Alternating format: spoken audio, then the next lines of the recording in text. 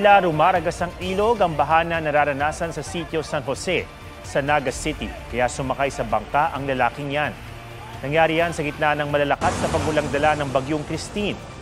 Umapaw na rin ang Bicol River.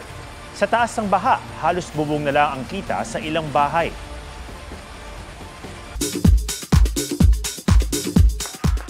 For the first time, kapuso global fashion icon Heart Evangelista sinagot ang issue kaugnay sa kanyang dating glam team. I don't hate anyone because I believe in love. Ang tatandaan ko na lang is yung mga taong minahal ko ng mga time. Hindi ko binabasa kung ano man yung mga nasasabi online, but I will try to cherish the times that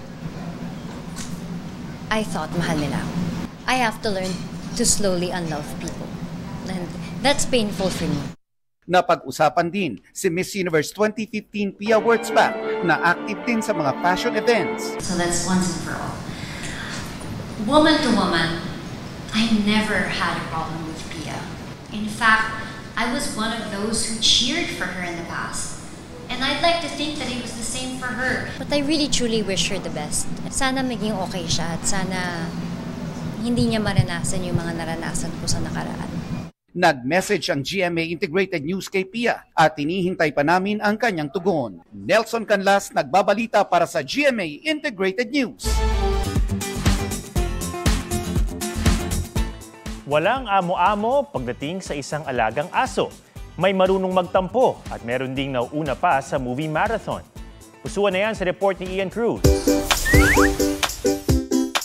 Ito ang Pet Malung mga kwento. Bakit may pagtatampo? Tapos na raw palang kumain itong aspi na si Luna. Pero nakita niyang may kinakain pa ang fur mom na si Arian. Humirit pero di raw binigyan.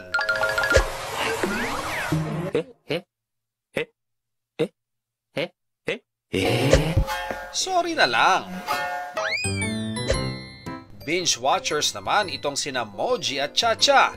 Sibling goals pero kwento ng amo. Hindi ko na magamit iPad ko kasi Sila ang nanggugulo sa pagre-relax niya. Horror at thriller pa ang request. Tutok na tutok kapag other pets din ang on-screen. Isang pusa naman ang pinaliguan pero para yatang mas lalong uminit ang ulo imbes na malamigan. sarap ligo niya na. Ian Cruz nagbabalita para sa GMA Integrated News.